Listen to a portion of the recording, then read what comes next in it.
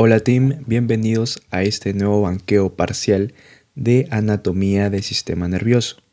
He considerado algunas preguntas del último ciclo y otras que me parecieron en realidad interesantes de abordar. Y pues bueno, sin más dilación, empecemos con la semana 1, que como saben aborda el tema de la médula espinal. ¿Okay? Tanto la configuración externa como la configuración interna. Sin embargo, van a poder observar en los enunciados, ¿no?, las preguntas que más se aborda lo que es la configuración externa. Vamos a empezar con la primera pregunta. En relación a la médula espinal, marque la respuesta incorrecta. ¿Ok? Dice, el borde lateral del ligamento dentado se fija en la cara interna del saco dural por encima del agujero intervertebral. ¿Ok? Vamos a hacer un pequeño recordatorio, ¿no? Los ligamentos dentados son unos medios de fijación muy importantes para la médula, ¿no? Existen de 20 a 21 pares aproximadamente. ¿Ok? Vamos a tratar de graficarlos por aquí, ¿no? Estos serían los ligamentos dentados. ¿Ok? ¿No? Pero tienen una característica importante, ¿no? Nacen del borde lateral de la médula y tienen una disposición transversal, ¿no?, lateralizada hacia afuera, ¿no? Entonces, ¿qué es lo que pasa? ¿No? Que finalmente van a insertarse en el saco dural, ¿no?, que más que todo es una prolongación de la dura madre, ¿no? Entonces el primer enunciado sería correcto. Ahora, el conducto central de la médula está cerrado en su parte inferior. Pues bueno, como ustedes saben, y voy a explicar más adelante cuando abordaremos el tronco encefálico, ¿no?, la médula espinal va a tener por arriba, ¿no?, en su límite superior, va a estar conectado con, ¿no?, si hablamos de su cavidad central, va a estar conectado con, ¿no?, lo que es el cuarto ventrículo. Mientras que por la parte inferior, si hablamos de su cavidad central, no va a estar conectado a ningún sistema ventricular, ¿no? Prácticamente en la parte inferior va a haber una pequeña dilatación del conducto central que puede conocerse, dependiendo de la literatura, se conoce como el quinto ventrículo o el ventrículo de Krauss. ¿Ok? No se olviden, el ventrículo de Krauss. Pero este ventrículo de Krauss no va a unirse a ningún sistema ventricular, ¿no? Simplemente termina allí, ¿no? Por eso en el enunciado nos menciona, ¿no?, que el conducto central se cierra en su parte inferior. ¿Ok? Entonces ese enunciado también sería verdadero. Por delante de la médula está protegido por los cuerpos vertebrales, los discos intervertebrales y los ligamentos vertebrales. Pues bueno, eso en realidad hace referencia un poco a los límites que también hemos abordado en la academia, ¿no? Ese enunciado también sería verdadero. ¿Ok? Perfecto. Entonces nos quedaríamos con el último enunciado que nos dice: la arteria medular segmentaria o radicular anterior es bilateral e irriga la intumescencia lumbosacra. Pues bueno, ¿a qué se refiere en este enunciado? Se refiere más que todo a la arteria medular segmentaria o arteria de Adam-Kiewicz, ¿no?, la que estoy señalando por aquí abajo, ¿no? O sea, esta arteria es muy muy importante, ¿no?, que vamos a hablar un poquito de ella, ¿no?, para recordar. Se origina en las primeras arterias lumbares, ¿no? Es un tipo de arteria medular segmentaria, o también se llama la gran arteria medular segmentaria o magna, ¿no?, también se le conoce así, y es la arteria nutricia más grande e importante de la médula, ¿no? ¿Por qué? Porque irriga los 2/3 inferiores de la médula. Pero ojo aquí, ¿no?, una característica importante de esta arteria es que es unilateral. ¿Ok? Predominantemente se encuentra en el lado izquierdo. Entonces, ¿qué nos dice el enunciado? ¿No? Que esta arteria de Adam-Kiewicz nos dice que es bilateral, ¿no? Entonces esto es totalmente incorrecto, ¿no? Como nos pide marcar la incorrecta, la respuesta sería la letra D. ¿Ok? Pasaremos a la segunda pregunta que nos dice: referente a la médula espinal son ciertas excepto. O sea, de nuevo nos pide la alternativa falsa. Dice, el haz espinocerebeloso posterior conduce en sensibilidad propioceptiva inconsciente. Pues eso es correcto, ¿no? El haz espinocerebeloso lleva esta información propioceptiva de posición, de movimiento, desde las extremidades hacia el cerebelo. Así que eso es correcto. Ahora, la segunda, la B, nos dice, los núcleos que se encuentran en el asta gris posterior son el núcleo dorsal propio, dorsal, el propio, perdón, y la sustancia gelatinosa, ¿no? Eso también es correcto, lo hemos visto en la clase, ¿no?, de configuración interna, ¿no? En el corte transversal hemos visto el núcleo dorsal de Clark, que está relacionado con la propriocepción, el núcleo propio con la transmisión de la sensibilidad y la sustancia gelatinosa, que más que todo en la modulación del dolor, ¿no? Lo hemos visto en la clase. Entonces, esta alternativa también va a ser verdadera. Y la primera también. Ahora, la alternativa C nos dice los ligamentos dentados son en número de 20 a 21 pares y constituyen elementos de fijación. Pues esa alternativa también es verdadera, como habíamos mencionado hace un momento, ¿no? Los ligamentos dentados. Finalmente, la letra D nos dice, según la regla de Chipault, a la apófisis espinosa de la vértebra T6 se le suma 3 para indicar el segmento medular correspondiente. Pues bueno, este enunciado hace referencia más que todo a la regla de Chipault, ¿no?, que hemos visto en la semana 1. ¿No? Vamos a hacer un breve recordatorio de esta regla, vamos a hacer un zoom, ¿no?, que nos dice que para encontrar el segmento medular, ¿no?, vamos a utilizar las vértebras, ¿ok? Pero vamos a sumarle dependiendo de cuál es su localización. Si se encuentran en las cervicales, torácicas superiores, inferiores, bueno, las torácicas y las lumbares, la lumbar 1, ¿no?, que hasta aquí llega la médula espinal, ¿ok? Entonces, ¿qué nos dice? En la pregunta nos menciona sobre la vértebra T6, ¿ok? Entonces, en la vértebra T6, ¿cuál es la regla de Chipault? Tenemos que sumarle 2 segmentos medulares para encontrar, ¿no? Perdón, debemos sumarle 2 para encontrar el segmento medular, ¿ok? Si se refiere a la vértebra T6, debemos sumarle 2 y encontramos el segmento medular T8, ¿ok? Pero aquí en el enunciado nos dice que debemos sumarle 3, ¿no? Eso es totalmente incorrecto, porque al sumarle 3 nos referimos a los torácicos inferiores, desde T7 hasta T9, ¿no? Acá hace referencia a la vértebra T6. Entonces, esa sería la respuesta incorrecta. Las siguientes preguntas nos van a hablar sobre lo que es irrigación de la médula. Para ello, haré un breve resumen de lo que es irrigación, ¿no?, para que podamos responderlo de la mejor forma. ¿Okay? Cuando hablamos de la irrigación, debemos empezar de que se origina de 2 arterias muy importantes, las arterias espinales anterior y las espinales posteriores. ¿Okay? Un dato interesante que deben saber de la arteria espinal anterior es que, bueno, se origina de la arteria vertebral, pero inicialmente en su origen van a ser 2 arterias espinales anteriores que se unen en un único tronco, ¿no?, que es el que se observa prácticamente en todas las láminas, ¿no? Pero inicialmente son 2. Perdón. Mientras que las arterias espinales posteriores van a ser siempre 2 tronquitos, ¿no?, que se van a extender por toda la superficie posterior de la médula. ¿Okay? Esos datos son importantes. Ahora, después de las arterias espinales, se van a continuar con la irrigación por las arterias medulares segmentarias. ¿Okay? Una diferencia importante entre las arterias espinales y las segmentarias es que las espinales no presentan, no tienen disposición metamérica. ¿Qué significa ello? Que no van a tener una división por segmentos medulares, ¿no? Por tal segmento medular no va a haber una arteria, ¿no? Simplemente es una sola. Mientras que las arterias medulares segmentarias sí van a tener una disposición metamérica, ¿no? Por este segmento medular va a haber una arteria medular segmentaria, ¿no? Es por ello que existen 31 arterias segmentarias. Ahora, después de estas arterias medulares segmentarias, se van a dividir en 2 ramitas, ¿no? Una rama posterior y una rama anterior. A estas arterias se le denominan como las arterias radiculares. ¿Okay? Las arterias radiculares. Y como existían 31 arterias segmentarias, y estoy mencionando que se dividen ahora en anterior y posterior en las radiculares, entonces finalmente nos quedamos con 62 arterias radiculares, ¿no? Son las más numerosas.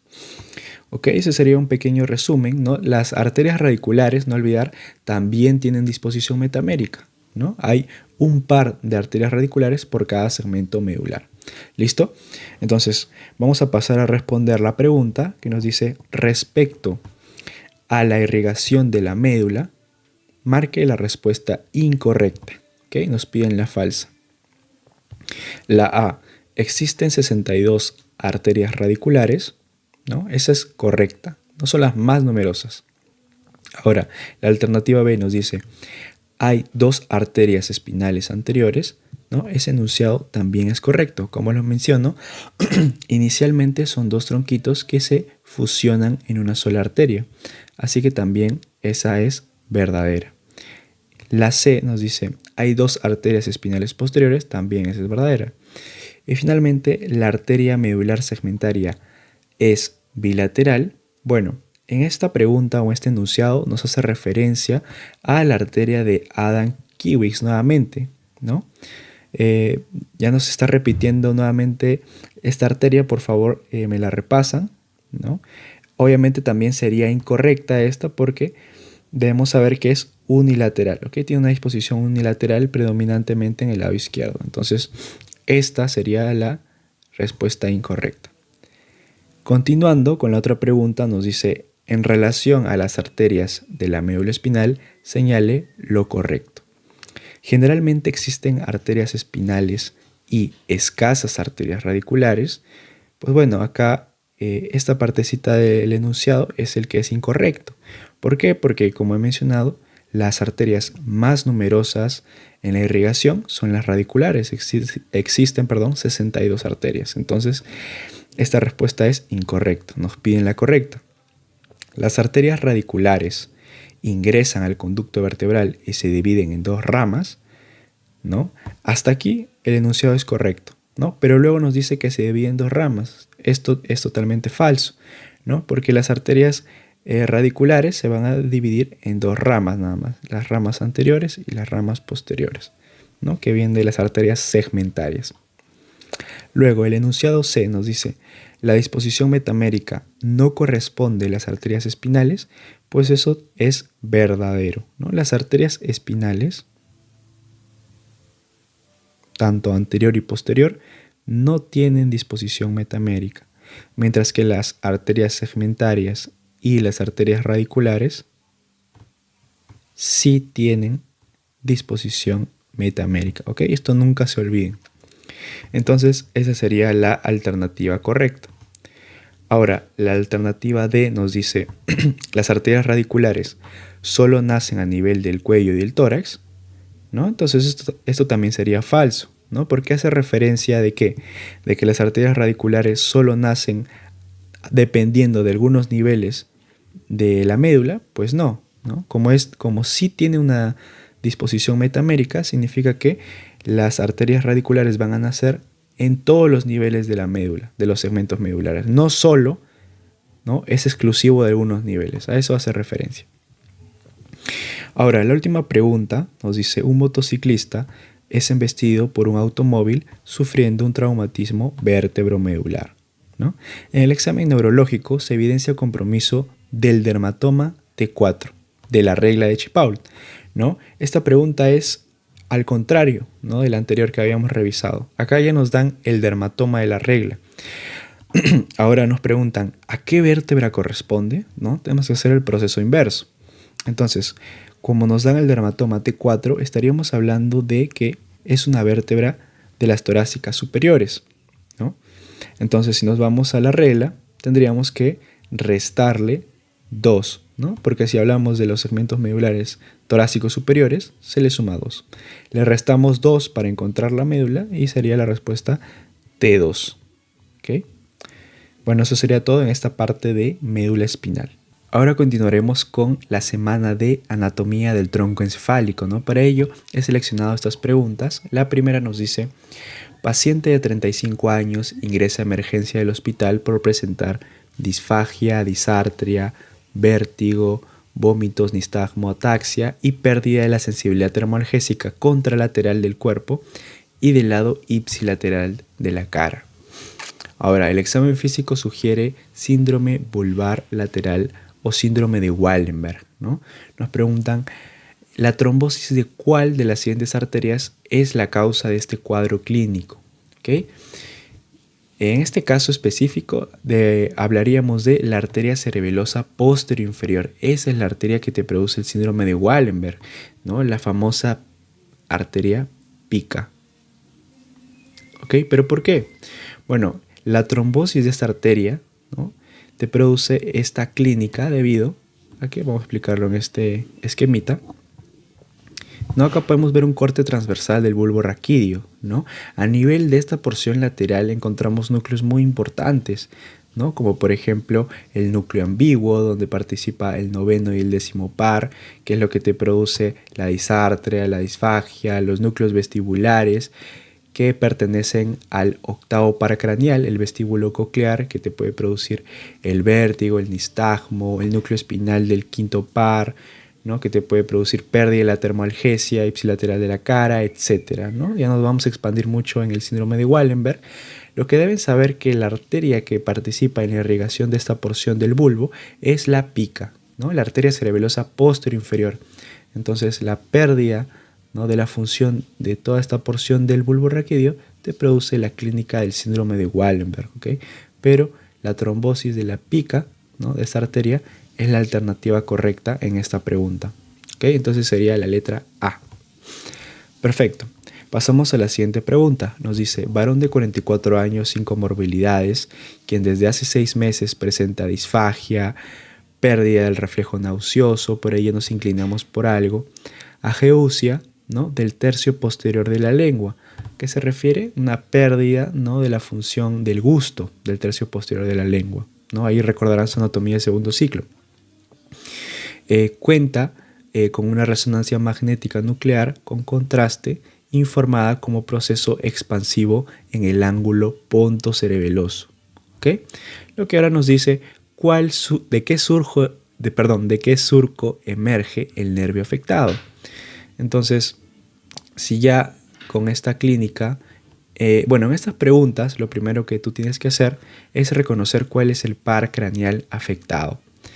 ¿Ok? Cuando nos habla del reflejo nauseoso, del tercio posterior, ¿no?, de la función del gusto de la lengua, ¿no?, lo que participa en la deglución está relacionado con, ¿no?, el noveno par craneal. ¿Ok? El glosofaringio estaría implicado en esta sintomatología. Entonces, una vez identificado el noveno par craneal, ¿no? Para ello es importante que tú sepas de forma general cuál es la función de cada par craneal, si no, obviamente no vas a poder resolver este tipo de preguntas, ¿ok? Entonces, una vez identificado el noveno par craneal, entonces nos va a tocar identificar por dónde emerge o, claro, cuál es su origen aparente de este par. Entonces vamos a hacer un pequeño repasito, ¿no? Vamos a tener algunos pares craneales. Bueno, este segmento ya es del puente y del bulbo raquídeo. ¿Okay? Ya no hemos considerado los pares craneales del mesencéfalo, que es el oculomotor y el troclear, ¿no? Pero aquí están la gran mayoría, así que no hay problema. En primer lugar, en el surco bulbopontino, ¿no? Perdón, el surco bulbopontino, esta división, ¿no?, entre el bulbo raquídeo y el puente o protuberancia, van a encontrarse estos pares craneales, ¿no? El abducens, el sexto par, ¿no?, el facial, el séptimo par, y el vestíbulo coclear, el octavo par craneal. ¿Okay? Esos 3 pares craneales se encuentran a nivel de este surco. ¿Okay? Luego, a nivel del bulbo raquídeo ya encontramos los que están relacionados en la pregunta de examen. ¿Okay? Vamos a encontrar estructuras como, por ejemplo, las pirámides, ¿no?, y las olivas, donde se encuentran los núcleos olivares inferiores. Ahora,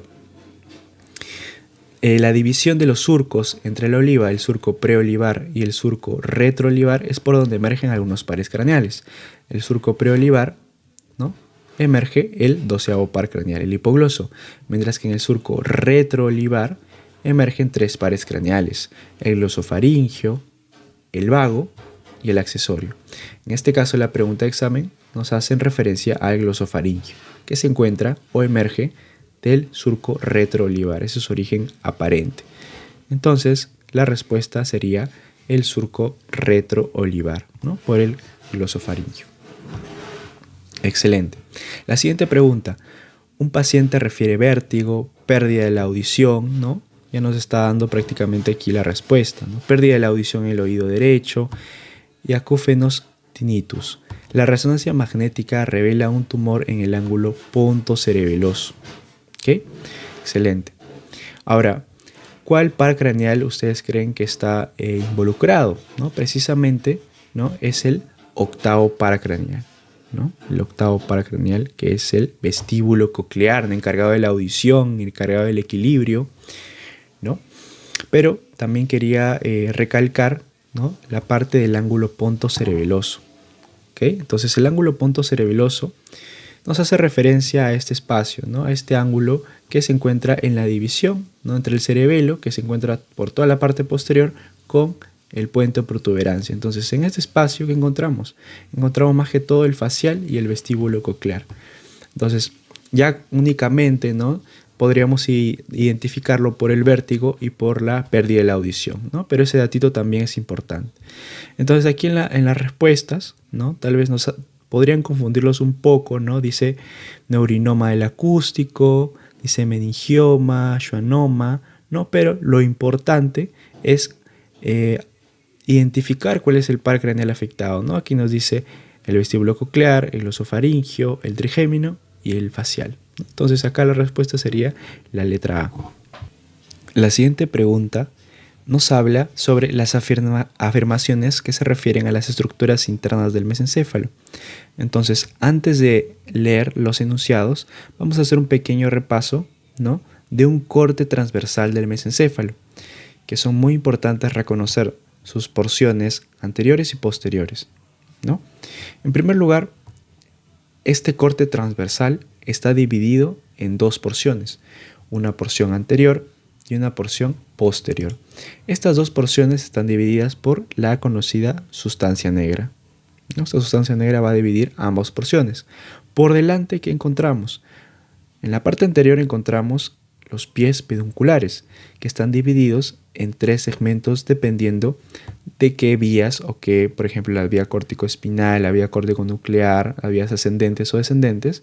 Por eso es importante esta división.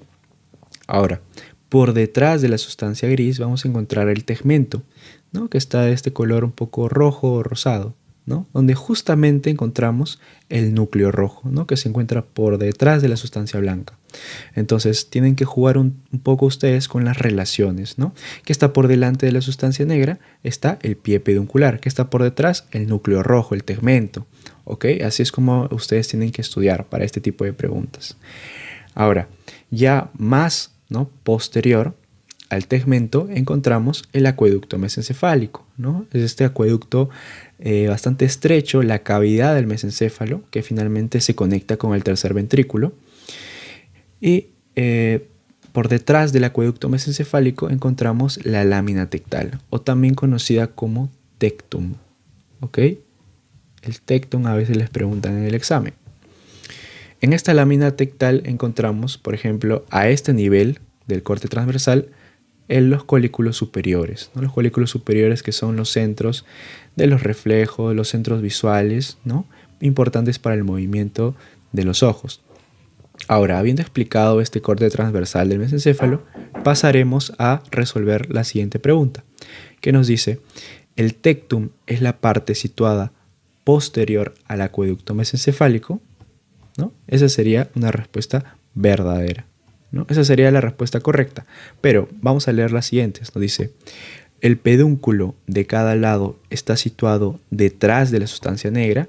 Pues esa respuesta es falsa, ¿no? Como les menciono, el pedúnculo, ¿no?, o el pie peduncular, ¿no?, también se le conoce, está por delante, ¿no? No está por detrás de la sustancia negra. Esa sería falsa.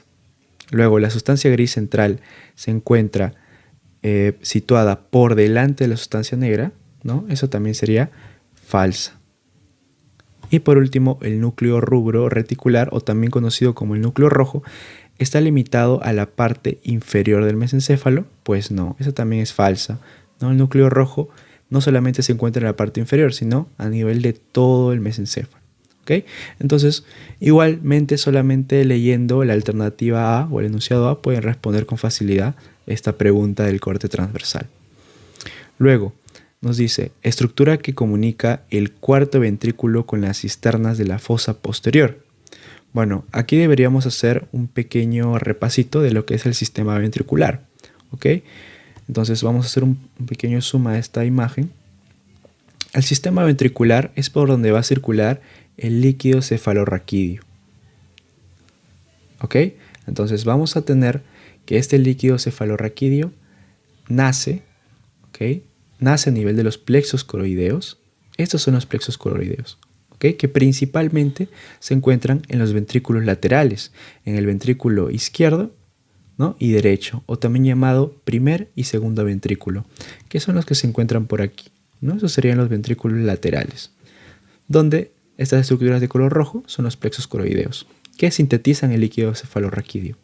Ahora, luego se comunican con el tercer ventrículo, ¿no? Que es esta cavidad. ¿A través de qué estructura? Se comunica a través del agujero intervertebral, o también conocido como agujero de Monroe, ¿no? Luego, ya una vez el líquido cefalorraquídeo en el tercer ventrículo, se comunica con el cuarto ventrículo por esta cavidad muy pequeña y delgada, que se conoce como, ¿no?, el acueducto mesencefálico o el acueducto de Silvio. ¿Ok? Entonces, luego del líquido cefalorraquídeo, me olvidé mencionar que a nivel del tercer ventrículo también, ¿no?, también hay plexos coroideos que sintetizan, pero principalmente en los ventrículos laterales. Luego, una vez, ¿no?, habiendo llegado al cuarto ventrículo, a la cavidad que se encuentra a nivel del puente o protuberancia, ¿no?, a la mitad inferior y a la mitad superior del bulbo raquídeo, ¿no?, a nivel de ahí se encuentra el cuarto ventrículo, ¿no?, tiene dos opciones, ¿ok?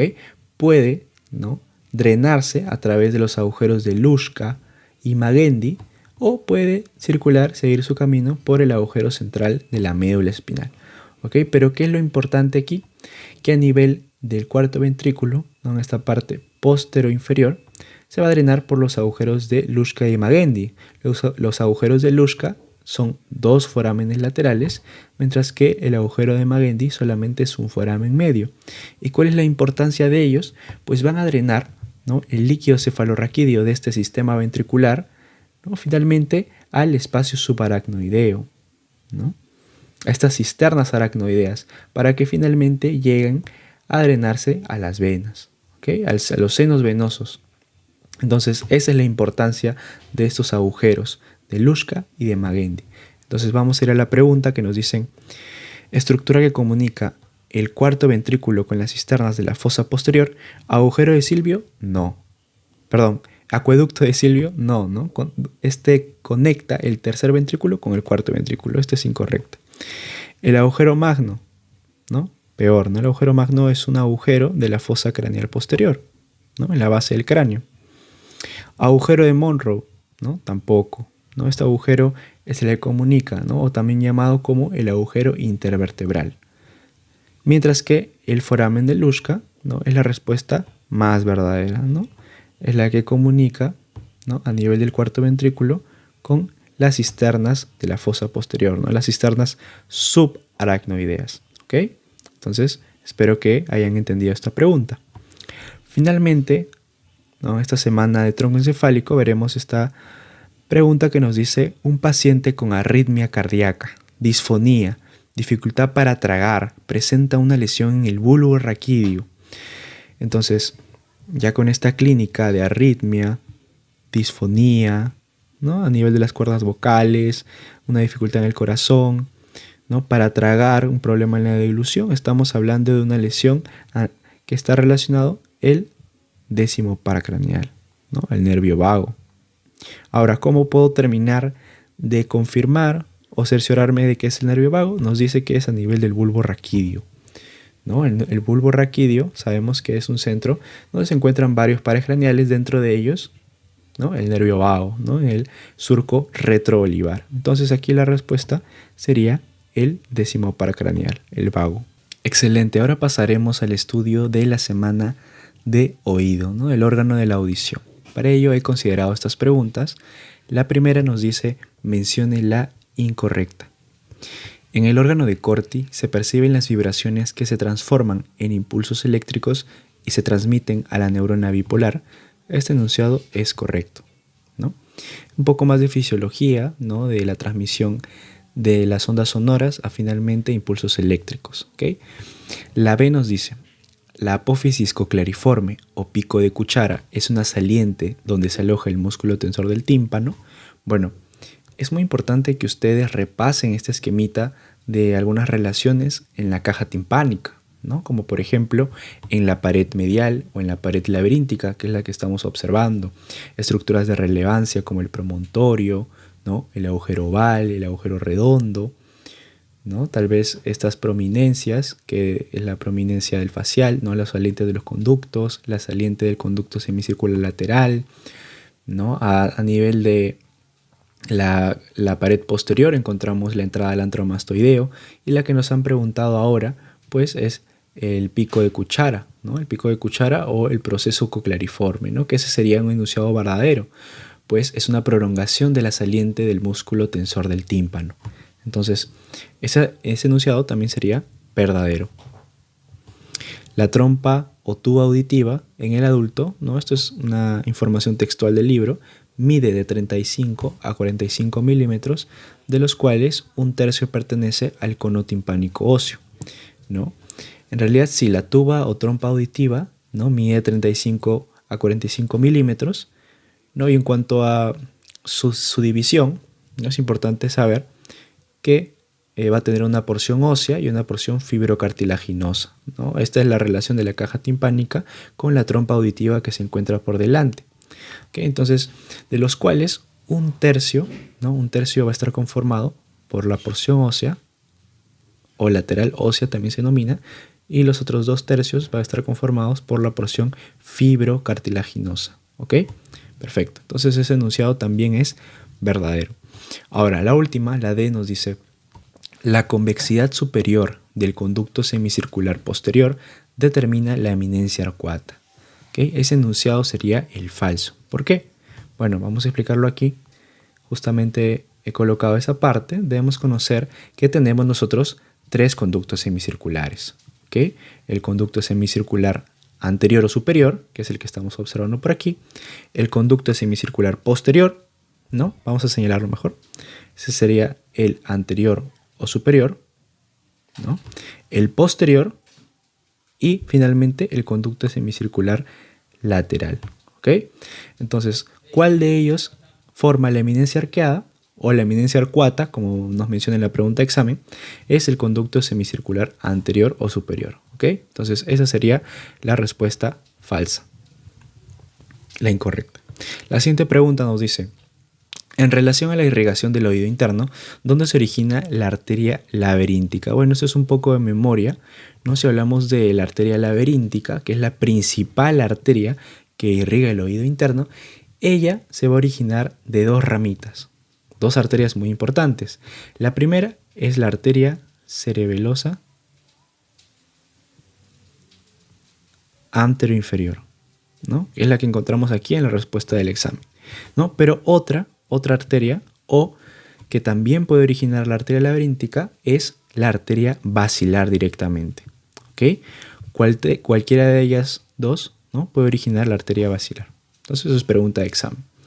Ahora, la siguiente pregunta nos dice: la inervación del conducto auditivo externo, señale lo incorrecto, ¿no? Entonces, antes de responderla, vamos a hacer un pequeño repaso de la inervación del conducto. En este esquemita, ¿no? Que está muy bonito, ¿no? Vamos a observar que este conducto auditivo externo va a estar principalmente inervado por 3 pares craneales, ¿no? 3 nervios, que es el trigémino, ¿no? El quinto par, el facial y el vago, ¿no? El 10º. Entonces acá podemos observar, ¿no? El nervio auriculotemporal es la parte más superficial, la rama auricular mayor, la parte posterior, el nervio vago, la porción ósea del conducto auditivo externo y la membrana timpánica, ¿no? El nervio vago es el más interno, no olvidar, y los ramos del facial, ¿no? Como podemos ver, la pared posterior y la parte de la oreja, ¿no? El nervio facial tiene una extensión mucho más larga, ¿no? Toda la pared posterior y llega a una porción de la oreja. Entonces, podemos considerar 1, 2 y 3 nervios que participan en la inervación del conducto auditivo externo. Ahora, aquí nos menciona el 7º, el 10º y el 5º. ¿Okay? Pero acá nos menciona ramo timpánico del glosofaringio. Esa sería la respuesta incorrecta, ¿no? El glosofaringio no participa en la inervación del conducto auditivo externo. La siguiente pregunta, chicos, en realidad vamos a jugarla bastante al descarte, ¿ok? Porque es un poquito ambigua, ¿no? Pero igual la he considerado porque ha venido recientemente el ciclo pasado esta pregunta. ¿no? Dice, con relación a actitudes del antro, la situación que favorece la retención de las secreciones a nivel de la trompa auditiva es porque, bueno, la letra A nos dice, su terminación se ubica en la pared posterior de la cavidad timpánica, ¿no? Cuando nos menciona que su terminación estaría relacionándonos con la trompa de Eustaquio, ¿no? Por lo que sería el enunciado totalmente falso. ¿Por qué? Porque su terminación es en la pared, ¿no?, anterior, ¿no? No es en la pared posterior, es en la pared anterior o en la pared carotidia, ¿no?, de la caja timpánica. Pero igual, esta tampoco se relaciona con la característica de que favorece a la retención de secreciones. Luego, la B nos dice, la terminación del tímpano óseo, delgada, separa la entrada al antro de la fosa media, ¿no? En realidad este enunciado no es totalmente, es parcialmente verdadero, pero tampoco nos indica o tampoco se relaciona algo con que favorece a la retención de las secreciones a nivel de la trompa. Entonces tampoco la vamos a considerar. Luego, la pared lateral es espesa, prolongada de la mucosa, ¿no? Esta le vamos a poner un puntito, ¿no?, porque podría ser la respuesta correcta. Y la D nos dice, el foramen posterior se encuentra en la pared anterosuperior, ¿no? En realidad, esta pregunta es un poquito ambigua porque en realidad no sabe si se refiere al antro o a la trompa auditiva, ¿no? Si en esta parte se refiere que el foramen es de la trompa de Eustaquio, ¿no?, podríamos considerarlo verdadero, ¿no? Porque como podemos ver en la pared anterior, ¿no?, el agujero o el foramen de la trompa auditiva sí se encuentra en la pared anteroposterior, ¿no? Pero cuando habla de foramen, yo creo que se hace referencia a que habla del foramen del aditus ad antrum. Entonces esta también la podemos considerar falsa, pero dependiendo de la pregunta. Marcaríamos la letra C como la verdadera, ¿no?, ya que la pared lateral es espesa, prolongada de la mucosa, ¿no? Esta pared espesa va a dificultar el drenaje adecuado, ¿no?, de las secreciones, ¿no? Es una característica anatómica importante que favorece a esta acumulación, ¿no? La mucosa engrosada puede obstruir el paso hacia la trompa de Eustaquio, ¿ok? Entonces esa sería la respuesta que consideraríamos. Igual es una pregunta un poquito ambigua, ¿ok, chicos? Bueno, la siguiente pregunta nos dice, niño de 10 años de edad es llevado a emergencias por presentar dolor de cabeza, fiebre y rigidez en el cuello, antecedente de otitis media sin tratamiento. Otitis media ya nos está haciendo referencia que es una alteración a nivel del oído medio, ¿okay?, a nivel de la caja timpánica. Le diagnosticaron meningitis bacteriana, ¿no?, es posible una infección que se ha extendido hacia las meninges desde el oído medio. ¿A través de qué pared? Bueno, entonces nosotros tenemos que hacer una evaluación de forma general, ¿no?, para responder esta pregunta. Tenemos que tener en cuenta que la pared anterior, ¿no?, o también llamada la pared carotidia, ¿con qué está relacionado? Con la trompa auditiva, con la carótida. La pared inferior, o también llamada la pared yugular, ¿con qué está relacionada? ¿No? Con la vena, la yugular interna, ¿no? La yugular interna. La pared posterior, ¿con qué está relacionada? Con la entrada al antro mastoideo y con las celdillas mastoideas, ¿no?, como pueden observar por aquí. Y la pared superior o la pared tegmentaria, ¿con qué está relacionado? ¿No? Lo que es de la pregunta de examen. Acá les he colocado un fragmento, ¿no?, del PDF de la academia. Nos dice, el techo del tímpano, ¿no?, es una lámina ósea delgada convexa hacia arriba y separa la cavidad timpánica de la fosa craneal media. Entonces, de todas las paredes que contiene la caja timpánica, la que puede estar más relacionada con una lesión a nivel de las meninges, ¿no?, a nivel del cerebro, es la pared superior o el techo del tímpano, ¿okay?, la tegmentaria también conocida.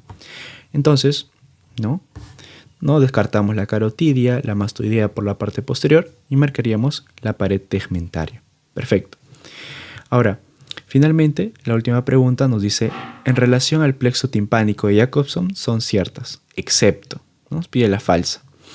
Recoge la sensibilidad de la trompa auditiva, verdadero, ¿no? Luego nos dice, el nervio petroso menor es rama del plexo timpánico y lleva las fibras parasimpáticas que se incorporan en el ganglio ciliar. Esa respuesta es falsa, ¿ok? El nervio petroso menor sí es rama del plexo timpánico, ¿ok? Hasta aquí está correcto. Y lleva las fibras parasimpáticas, pero no va al ganglio ciliar, ¿ok? No va al ganglio ciliar, va al ganglio óptico, ¿ok? Es en el ganglio óptico, ¿no? Donde va a hacer sinapsis y luego va a inervar a la glándula parótida, ¿no? Entonces, ese enunciado va a ser el falso. Vamos a leer los otros. Nos dice, el plexo timpánico de Jacobson es rama del noveno par craneal, verdadero, ¿no? Eso es verdadero. Y finalmente, da inervación sensitiva al oído medio, ¿no? Es el principal nervio que participa en la inervación de la caja timpánica, ¿ok? Ahora pasaremos en esta diapositiva a abordar el tema de anatomía del ojo, ¿ok? Vamos a empezar con la primera pregunta que nos dice, un paciente de 60 años de edad acude de emergencia con dolor ocular agudo y pérdida rápida de la visión en su ojo derecho. Al examen oftalmológico se encuentra un aumento significativo de la presión intraocular, ¿ok? El médico diagnostica glaucoma de ángulo cerrado. ¿Qué estructura anatómica está afectada en este caso? Bueno, para entender esta pregunta, en primer lugar tenemos que estudiar el recorrido del humor acuoso, ¿no? Para entender qué es el glaucoma. Entonces vamos a explicar, ¿no?, este recorrido. En primer lugar, ¿no?, el humor acuoso se sintetiza en los procesos ciliares, ¿no? Estos procesos ciliares. Luego de sintetizarse en esos procesos ciliares, pasa a la cámara posterior. ¿Cómo está conformada la cámara posterior? Por la cara posterior del iris y la cara anterior del cristalino. Esa es la conformación de la cámara posterior, ¿no? Como pueden observar por aquí. Ahora, después, el humor acuoso sigue su recorrido, ¿no?, y llega a la altura del centro del iris. El centro del iris tiene una depresión, ¿no? Está perforado, mejor dicho, por la pupila, ¿no? Entonces llegaría de los procesos ciliares, cámara posterior, y pasa a la cámara anterior por la pupila. ¿Ok? Perfecto. ¿Cuál es la conformación, los límites de la cámara anterior?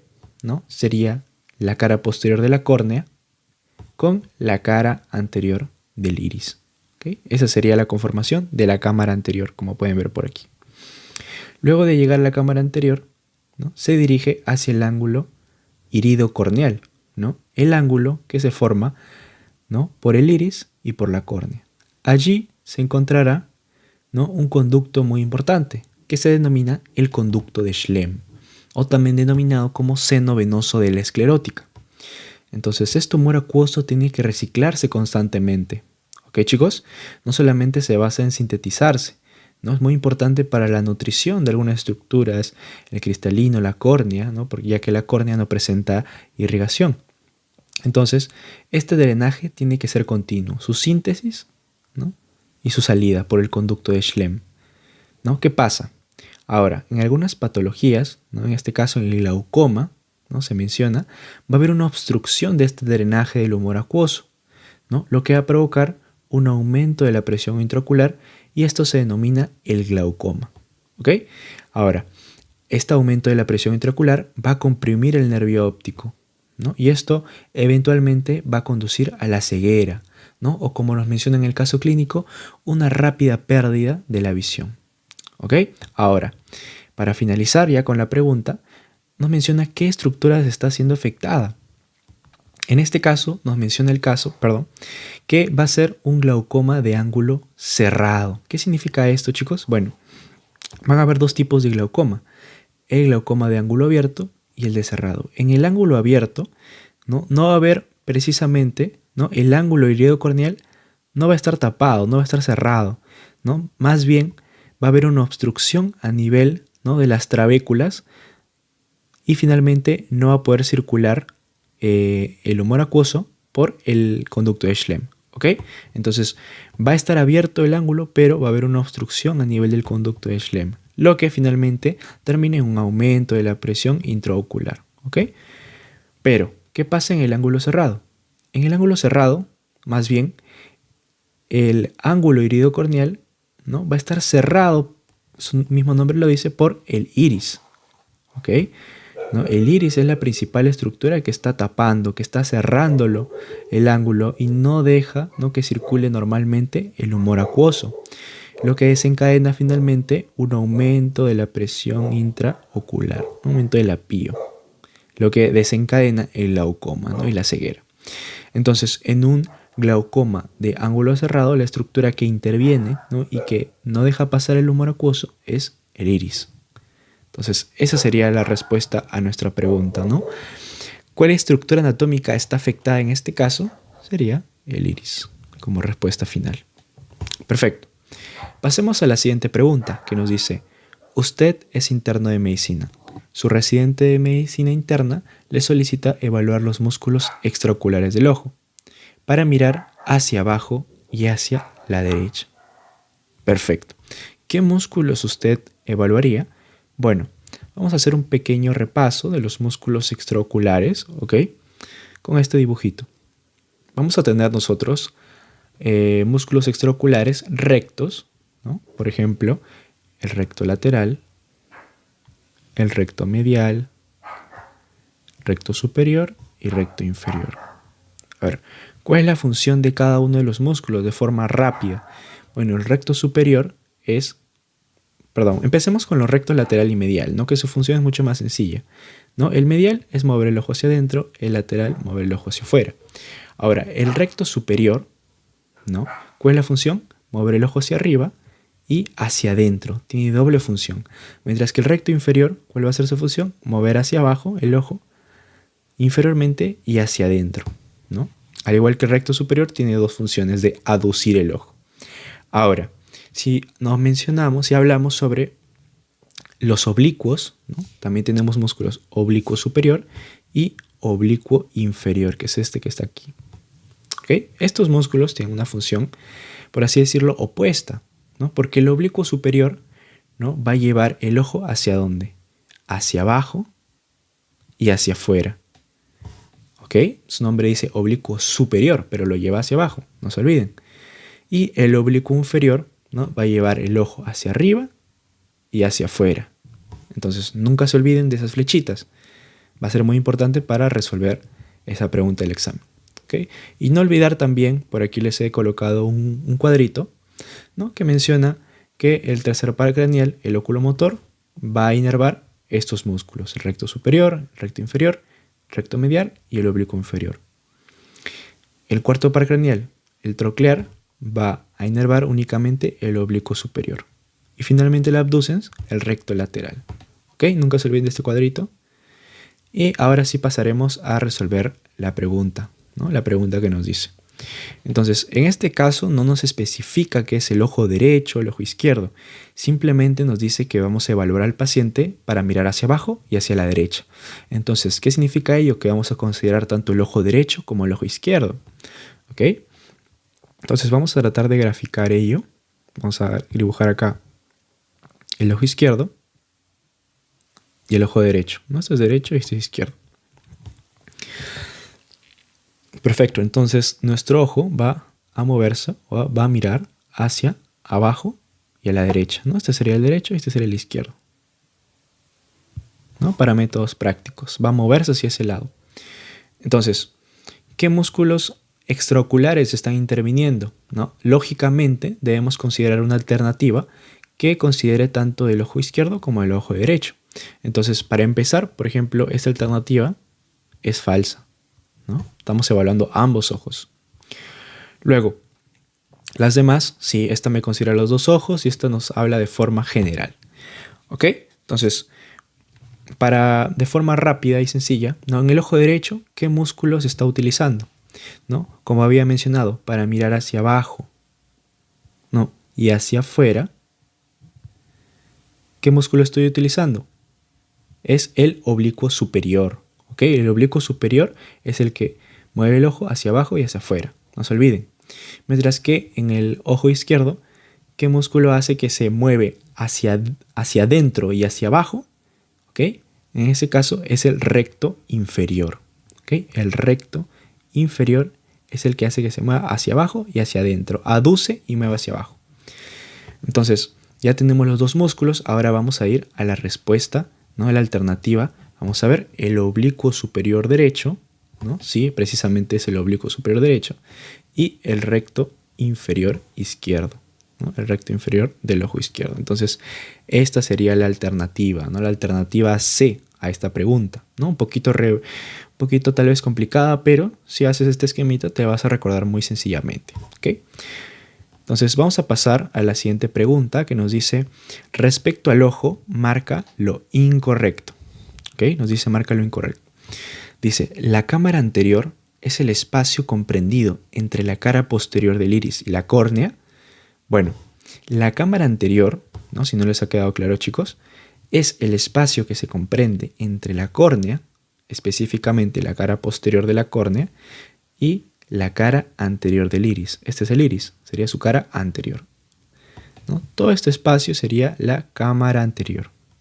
Entonces, ¿qué nos dice la alternativa?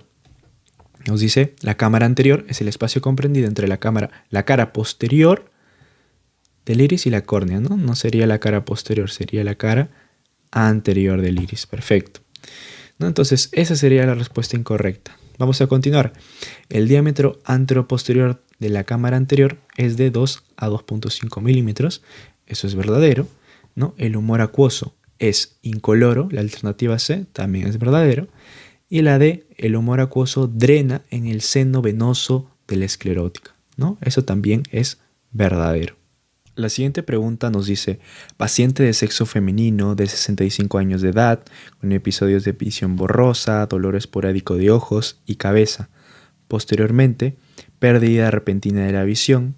En el examen clínico se le diagnostica glaucoma, ¿no? Por un fallo en drenaje del humor acuoso, ¿no? Entonces, si hacemos un recuento de lo que acabamos de observar, fallo del drenaje del humor acuoso, si habla simplemente de que hay un fallo a nivel del conducto de Schlemm, sería un ángulo abierto, ¿no? Un glaucoma de ángulo abierto. Ahora nos preguntan, indique qué estructura se encuentra afectada y la ubicación de esta, ¿no? Entonces, vamos desde abajo hacia arriba, ¿no? Sería la malla trabecular, cámara posterior del ojo, ¿no? La malla trabecular podría ser correcta, ¿no? Pero la cámara posterior no, ya que hay una alteración a nivel de la cámara anterior en el ángulo iridocorneal, ¿ok? Perfecto. Seno venoso de la esclerótica, ¿no? Este es el otro nombre del conducto de Schlemm. No se olviden, chicos, ¿ok? Pero la cámara vítrea no está en relación, ¿no? Perdón, aquí estaría X. O sea, la malla trabecular está bien. Luego dice conducto hialoideo, ¿no? No tiene nada que ver. El conducto hialoideo no está relacionado con el drenaje del humor acuoso. Y finalmente la alternativa A nos dice conducto de Schlemm, ángulo iridocorneal. Esa es la respuesta correcta. ¿Ok, chicos? Excelente. Ahora, la última pregunta nos menciona, indica el músculo que no emite prolongaciones hacia las paredes de la órbita, ¿no? Tenemos el recto superior, el oblicuo mayor, ¿no? El oblicuo menor. No olvidar que el oblicuo mayor también se refiere, es el otro nombre del oblicuo superior, mientras que el oblicuo menor es el oblicuo inferior. Ahora, ¿cuál es la respuesta correcta? ¿Cuál es el músculo que no emite prolongaciones? ¿No? En este caso sería el músculo recto medial. ¿Ok? Ese es el músculo que no emite prolongaciones a las paredes. Entonces, en esta alternativa sería todo es incorrecto, ¿no? Ninguna de las anteriores. No se olviden, chicos, de repasar también. Les he dejado aquí este cuadrito, ¿no? ¿Cuáles son los forámenes? Y qué estructuras pasan a nivel de la fisura orbitaria superior, del conducto óptico y de la fisura orbitaria inferior. Y ahora pasaremos a la última semana de sistema nervioso en anatomía, donde se ha visto las vías descendentes. ¿Okay? Entonces, lo que más se pregunta en esta semana, como van a poder observar en las preguntas, es ¿cuál es la función de cada una de las vías? ¿Okay? Un paciente que presenta tal dificultad, alguna debilidad, algún daño, ¿cuál vía es la implicada? Entonces, vamos a iniciar con esta pregunta que nos dice, en las vías extrapiramidales es cierto, ¿no? Entonces, extrapiramidales ya me da una idea de que no estamos hablando de la córtico-espinal ni la córtico-nuclear, ¿no? Sino las extrapiramidales, ¿no? Nos dice, el tracto retículo-espinal se origina en la formación reticular de la protuberancia y del bulbo raquídeo, ¿no? Eso es correcto, ¿no? Retículo espinal ya me dice el nombre, ¿no? La formación reticular. La siguiente nos dice, el tracto tectoespinal, sus axones se cruzan y forman la decusación tegmentaria ventral. Importante recordar que en la vía tectoespinal, ¿no?, así como en la rubroespinal, va a haber una decusación, ¿no? Inicia, ¿no?, sus fibras a nivel del colículo superior, ¿no?, en el mesencéfalo, y decusan, ¿no? Esta decusación va a tener un nombre importante, ¿no? Se llama la decusación tegmentaria dorsal, ¿ok? Mientras que en la vía rubroespinal, ¿no?, se originan las fibras en el núcleo rojo del mesencéfalo. Por eso se llama rubroespinal, ¿no? Estas fibras decusan apenas nacen y descienden, ¿no? Pero esta decusación también tiene un nombre, ¿no? Esta decusación se denomina la decusación tegmentaria ventral, ¿no? ¿Por qué? ¿Por qué, Sergio? ¿Cómo puedes recordarlo? Puedes recordarlo de esta forma muy sencilla, ¿no? Esta decusación inicia desde muy atrás, desde los colículos, desde el tegmento. Por eso se denomina dorsal, porque parte de atrás, ¿no? Mientras que esta otra decusación de la vía rubroespinal se denomina ventral porque decusa a nivel de una estructura más anterior, ¿no?, que es el núcleo rojo. Por eso se denomina decusación ventral. ¿Okay? De esta forma vas a recordarlo mucho más fácil. Entonces, en las alternativas nos dice tracto tectoespinal, sus axones se cruzan y forman la decusación tegmentaria ventral. No, eso es falso, ¿no? Forma la dorsal. La siguiente, el tracto rubroespinal, sus axones pasan al lado opuesto por la decusación tegmentaria dorsal. Pues es incorrecto, ¿no? Está al revés, sería en la ventral. Excelente. Y la última nos dice, el tracto vestíbulo espinal se origina del núcleo fastigio del cerebelo que da fibras a los núcleos vagales. No, esto es totalmente incorrecto, ¿no? Nace a través de los núcleos vestibulares, ¿no? No está relacionado al fastigio, no se origina de allí.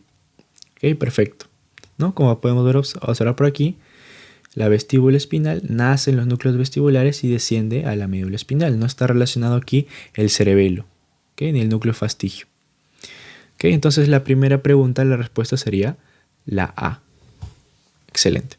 La siguiente pregunta nos dice, señala el tracto que estimula las neuronas motoras extensoras. Entonces, como les mencioné, es muy importante saber cuál es la función de cada una de las vías. Para empezar, haré un breve repaso, ¿no? En la vía reticuloespinal encontramos dos fibras, nunca se olviden, ¿no? El fascículo reticuloespinal pontino y el retículo espinal medular. Cada uno de ellos tiene una función diferente. El pontino va a tener una función de facilitar la actividad extensora, ¿ok? Mientras que el medular va a facilitar la actividad flexora, ¿ok? Cuando hablamos de la vía vestíbulo espinal, la vía vestíbulo espinal va a facilitar, ¿ok?, los músculos extensores, pero su principal función es la regulación del equilibrio y la postura, ¿ok? Perfecto. Sigamos con la vía tectoespinal, ¿no? La vía tectoespinal, ¿cuál es su función? Como parte del colículo superior, si ustedes recuerdan en la clase de mesencéfalo, troncoencefálico, esta está relacionada con los reflejos posturales, ¿no?, en respuesta a algunos estímulos visuales. El colículo superior está relacionado con los centros visuales, no se olviden, y los colículos inferiores relacionados con los centros auditivos. En este caso hablamos de los colículos superiores, los colículos visuales, los centros auditivos, los centros visuales y los reflejos visuales ante algún estímulo. Entonces, ¿cuál es la función de este? ¿No? La coordinación de la cabeza y el cuello con la visión, ¿no? Entonces va a coordinar, por ejemplo, si algún balón, alguna pelota se te acerca, te va a golpear la cabeza, ¿no? Es un reflejo visual, es un reflejo postural, ¿ok? Entonces, esa es la función de la tecto. Y de la rubroespinal, pues, va a facilitar, ¿no?, los músculos flexores, ¿no?, e inhibe la actividad de los extensores. Perfecto. Entonces, esas serían todas las funciones en resumen, ¿no?, en resumen de ello. También he considerado aquí la cápsula interna, ¿no? Que a veces es preguntada cuáles son los límites lateral y medial, ¿no? La cápsula interna, que es por donde van a cruzar, ¿no? Por donde van a transitar toda la información, ¿no? A través de las fibras ascendentes y descendentes, ¿ok? Entonces, ¿cuáles son los límites de la cápsula interna? Muy preguntado. Límite lateral por el núcleo lenticular, ¿no? Encontramos acá el núcleo lenticular, que está conformado a su vez lateralmente por el putamen y medialmente por el globo pálido. Mientras que el límite medial está conformado por el tálamo y el núcleo caudado, ¿no? Esos son los límites de la cápsula interna. ¿Ok? Perfecto. Entonces, con toda esta información ya vamos a pasar a responder las preguntas. Nos dice, la pregunta número 2. Señale el tracto que estimula las neuronas extensoras, ¿no? ¿Cuál es el que estimula las neuronas extensoras? Como habíamos visto, es el de aquí. Okay, bueno, es el que se encuentra entre las respuestas, ¿no? En realidad hay varios, la vestíbula espinal también, por ejemplo, ¿no? Pero en cuanto a las alternativas, nos dice la rubroespinal, no, ¿ok? La rubroespinal no, facilita las flexoras. La tectoespinal, ¿no? ¿Dónde está la tectoespinal? No tiene nada que ver, ¿no? Esto está relacionado con el movimiento de reflejos posturales, ¿ok? La olivoespinal, en realidad no tiene una función muy definida, en este caso es la retículo espinal pontina, ¿ok? La siguiente pregunta.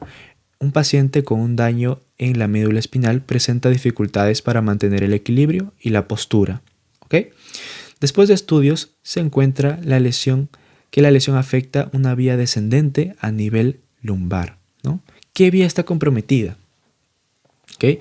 En este caso, la respuesta sería, ¿no?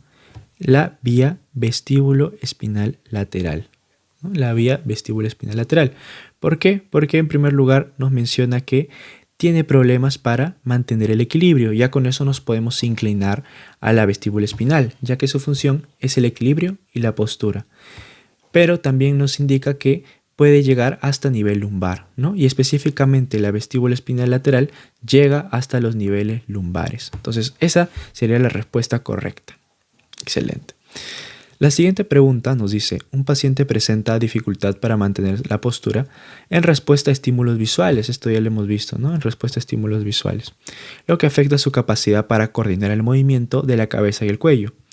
Después de realizar estudios pertinentes, se identifica un daño en una vía que conecta el tronco encefálico y la médula espinal.